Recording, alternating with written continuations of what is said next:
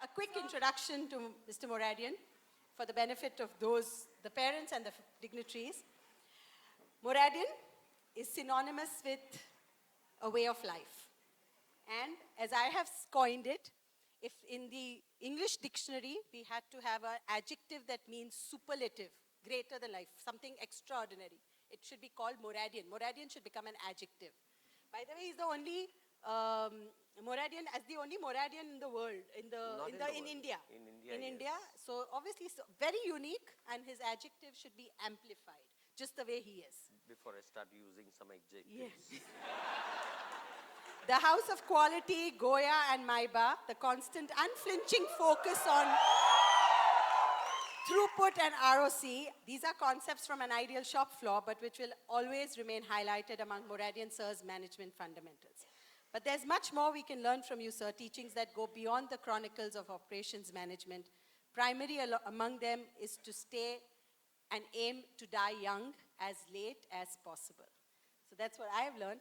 Let's hear it from Moradian, sir. Thank you very much. Where are you? Thank you for those sentiments and kind words. You anyway don't listen, do what you want.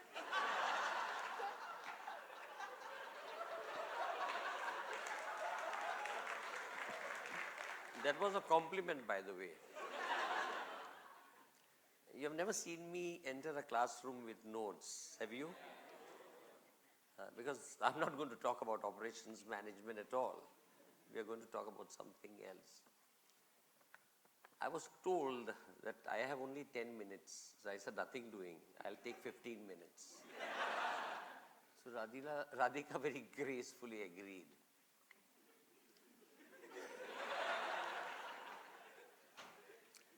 Now, I'll give you some background. We'll come down to some serious talks, you know. Everything seems very rosy. You're just passing out and everything looks hunky-dory. Bullshit. It's not going to happen that way. Let's be very clear about it, okay? A month ago, Radhika approached me and said, I would like you to speak at the convocation. I was not very clear what to talk on, first of all, and the first time I was invited was exactly 7 years ago at the convocation, where I was called to address the students. Again, Radhika approaches me to address it this time. So I went through the video recording of the last convocation where I was a speaker, and I found that Radhika had promised me that I'll invite you 15 years later. 15 years later. That was our understanding. And 7 years later, I find she's making a demand on me. So according to that understanding, I should not be here. But then Radhika doesn't listen. You must have seen it. She's a lovely soul. And how can you say no to Radhika? Anyway, she won't listen. So here I am, 8 years earlier to what our understanding was. Now, at the earlier convocation, I had decided on the theme of some of the speakers who have also spoken about it, dreams and aspirations. Have a big dream, have high aspirations, and so on. Now, what shall I talk about this time? So, I was contemplating on a relevant theme for today's talk. I was thinking of what are the personally disturbing issues which managers face today. Personally they face, and you will face. What are the issues? After some deep thinking, which I do, I concluded that the real issue today is ethical dilemmas. You will face ethical issues. You will face on the start of your corporate journey, and you'll face it throughout your life. I mean, when you look around today at the situation, not only in India, abroad too, Look at the scams. Look at the cheating going on. Look at the discrimination based on race, caste, community, color of skin, religion. These are all ethical issues, and you will face this dilemma. So I thought I'll speak about ethical dilemma. Very loosely, I want to bring in seriousness. It's nice time to graduate, but you must go with a very clear, firm mind as to what you want to do in life. It's nice to have a dream. It's nice to have an aspiration. Within what boundaries? Are you clear? Very loosely, it's defined as a set of principles that will guide your decision making based on your personal values of what is right and what is wrong. That is what you believe, what is right and what is wrong. You'll never know what is right and wrong. You believe it to be right or wrong. Let me tell you a true story. It happened about 6 months ago. I met a manager who was convinced that the decision made by upper management in his company was going to negatively impact customers. And the beauty is the customers will not even realize that it has impacted them. Wow, somebody did some strategic thinking. Papu.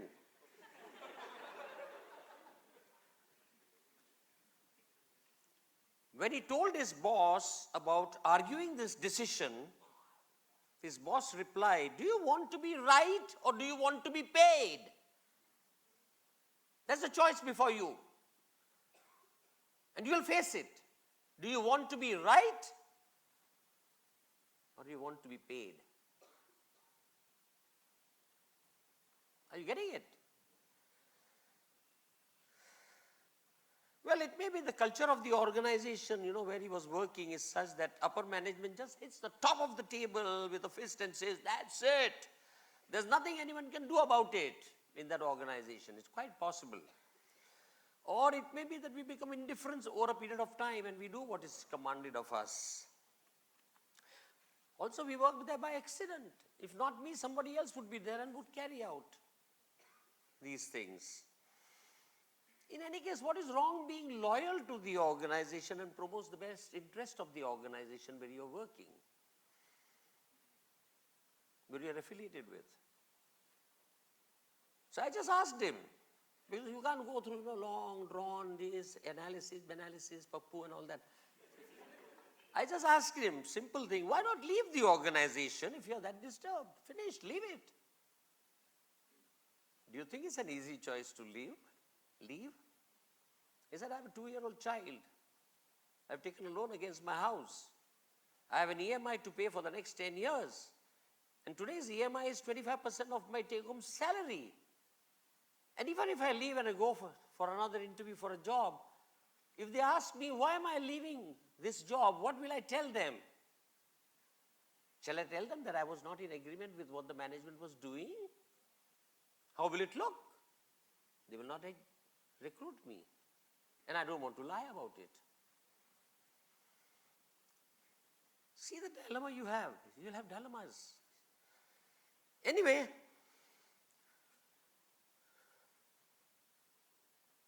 at this point you may be asking yourself, what did the manager finally do at that time? Did he decide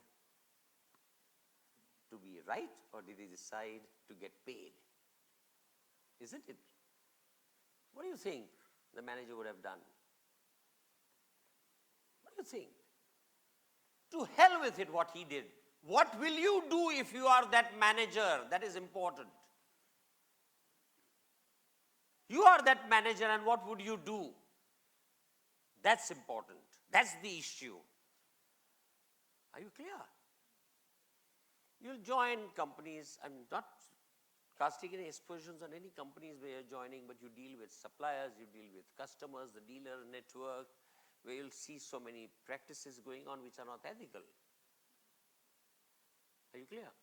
You will have quarterly, half-yearly, annual performance appraisals. Your growth and your increments will depend on how did you perform You'll go through that ritual continually in life. But at the end of the day, who the hell are you accountable to? Not that bloody boss of yours, not that company of yours where you are employed. You are accountable to yourself. You are accountable to the person you see in the mirror every day. You remember the poem I had once read it out to you? याद तो नहीं होगा, but हाँ हाँ करने का, मुंडी हिलाने का इधर. So I'm going to read it out again and keep it with you. This poem was written in 1938 by Dale Wimbrough. By the way, the wordings are the guy in the glass. So before somebody thinks I'm a male chauvinistic pig, the same poem can be written as the girl in the glass. Are you clear? I'm reading it out because you have to feel it. You have to understand it. Every day before you go to sleep, look at yourself in the mirror and ask that guy you see in the mirror, did you do an honest job or not? It's all very nice to have strategies and aspirations and dreams, but at the end of the day, what the heck? You're a bloody insect, yaar. You get into a rat race. Okay, even if you win, you're a rat. Actually, if you win, you're a super rat. So just listen to these words again and keep it with you. When you get what you want in your struggle for pelf means ill-gotten wealth. When you get what you want in your struggle for pelf, and the world makes you king for a day, just go to the mirror and look at yourself and see what that guy has to say. For it isn't your father or mother or wife whose judgment upon you must pass. The fellow whose verdict counts most in your life is the guy staring back at you from the glass. He is the fellow to please. Never mind all the rest. For he is with you clear right up to your end, and you have passed your most dangerous, difficult test if the guy in the glass is your friend. Then he talks about that nursery rhyme, little Jack Horner sat in a corner. Remember that? You may be like Jack Horner and chisel a plum and think you are a wonderful guy, but the man in the glass says you're only a bloody bum if you can't look him straight in the eye. That's your performance appraisal. Not some bloody entries in the system done by your boss and you self-appraisal and all that natak. You can fool the entire world down the pathway of years and get pats on your back as you pass, but your final reward will be heartaches and tears if you have cheated the guy in the glass. What a simple, lovely poem. You are accountable to nobody in your life. Remember that? You are accountable to yourself. You are accountable to the guy in the glass. Will you keep it in mind? I'll meet you sometime somewhere at some airport. I only meet students at airports most of the time. Now, of course, because of the virus, I am still traveling. Everybody is afraid. I don't know. I'm 70 years old, more susceptible to it, but I am still alive. You are accountable to the guy in the glass. I'm sorry, I'm not trying to change, spoil your mood. You know, it's all upbeat and everything. Keep that in mind. Be an honest guy. Fine? So let me congratulate each one of you. Hold on, let me complete. I'm not going to go away so easily. Sorry, I didn't. Let me wish each one of you and your family members the very best in your personal lives as well as your careers. When I meet you sometime somewhere at the airport, I'll ask you, hey, how is the guy in the glass? I'll ask the girls, how's the girl in the glass? What does she say? Are you clear? I'll still be around, Radhika. Oh, yeah. Now we have an understanding and there are witnesses. You're going to invite me 15 years later? I'm going to be 85. I'll still be around alive and kicking some more asses like yours. Thank you very much. God bless you. God bless you.